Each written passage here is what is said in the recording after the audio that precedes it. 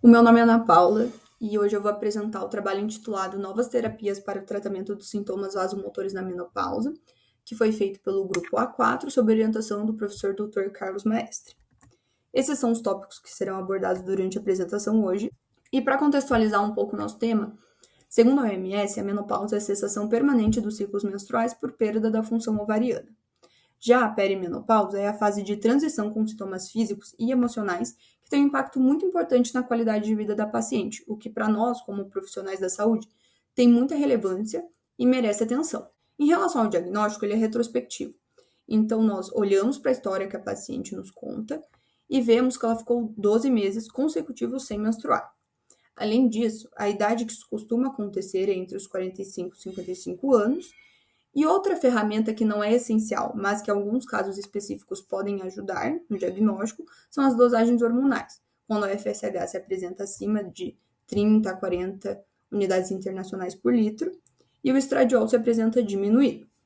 Sobre os sintomas que as pacientes podem trazer durante a consulta, os que ocorrem com mais frequência são menstruação irregular e sangramento intenso, ondas de calor e sudorese, secura vaginal, incontinência urinária, infecções do trato urinário recorrentes, alterações de humor, insônia, ganho de peso, queda de cabelo e outro fator que nós não podemos deixar de citar é que a queda do estrogênio faz com que ocorra uma maior perda óssea e um aumento do risco cardiovascular. Então, é muito importante monitorar esses aspectos na nossa paciente. E também sempre excluir causas secundárias de amenorreia. Em relação à conduta, é muito importante que durante o atendimento a paciente seja acolhida, já que essa fase ela traz muitas mudanças e para auxiliar nisso é importante sempre orientar mudanças de estilo de vida, principalmente relacionadas à dieta e ao exercício físico, e avaliar os fatores de risco e contraindicações à terapia hormonal.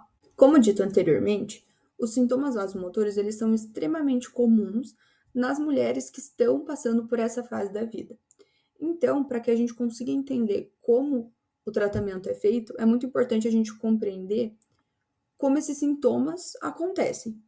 Então, numa situação de normalidade, a termorregulação hipotalâmica ocorre a partir da interação da neurocinina B com o receptor neurocinina 3, o que ativa os neurônios KNDY, e a função desses neurônios KNDY é propagar o calor.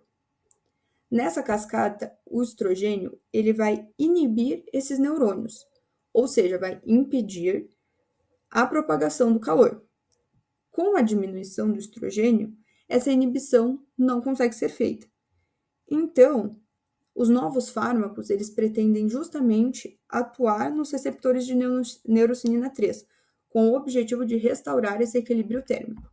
Antes de continuar, eu gostaria de pedir para você que está assistindo esse vídeo, curtir e deixar o seu comentário. Voltando aos fármacos, um dos novos medicamentos é o fezolinetant, que é um antagonista do receptor NK3 e deve ser usado em casos de contraindicações a TRH ou para quem não deseja realizar a TRH. Para isso, deve ser administrado 45 mg por dia, via oral, e de efeitos colaterais, os pacientes podem apresentar dor abdominal, diarreia, insônia, dor nas costas e elevação das transaminases. Outra opção de medicamento é o elinzanetant, que também é um antagonista do receptor NK3 e do NK1 e é indicado para tratar os sintomas vasomotores moderados a graves e deve ser usado na dose de 120 mg por dia e de efeitos colaterais, a paciente pode apresentar cefaleia, sonolência e fadiga.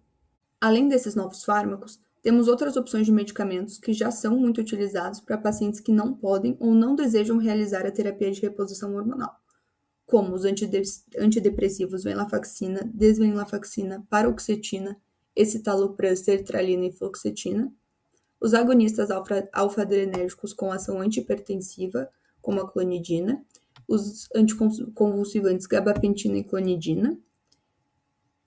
E é muito importante destacar que essas medicações, elas ajudam muito no manejo dos sintomas das pacientes, mas para melhorar essa fase da vida da mulher de uma forma mais eficiente, é necessário que elas realizem mudanças do estilo de vida. Então, elas precisam implementar atividade física, controle de estresse, higiene do sono, e também elas podem fazer uso de fitoterápicos, mas sempre com prescrição e orientação médica. Brevemente sobre a terapia de reposição hormonal, de acordo com The North American Menopause Society, a indicação primária é para tratar os sintomas climatéricos moderados a intensos. E se houverem apenas sintomas vaginais, eles recomendam que seja feito o uso do estrogênio tópico. E em mulheres com útero, é muito importante que quando a terapia de reposição hormonal é prescrita, os progestagênios também devem ser prescritos.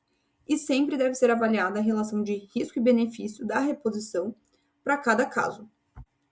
As principais mensagens que quisemos deixar com esse trabalho é que o climatério é um processo fisiológico que é marcado pela diminuição dos níveis de estrogênio e que causam vários sintomas, como os vasomotores, que são os fogachos e os suores noturnos, e eles comprometem o bem-estar físico e emocional da paciente. O diagnóstico é clínico e baseado nas alterações menstruais e sintomas associados, e a conduta deve ser individualizada, considerando principalmente o impacto desses sintomas e a presença de outras comorbidades. Essas são as nossas referências. E nós temos algumas fotos do nosso grupo durante o estágio de ginecologia obstetrícia, então no Hospital Horácio Guettner, CESUP, na aula sobre diabetes mellitus gestacional, e também nos atendimentos que a gente fez na Unidade Básica de Saúde. Muito obrigada pela atenção e se tiverem qualquer dúvida, é só deixar nos comentários. Muito obrigada!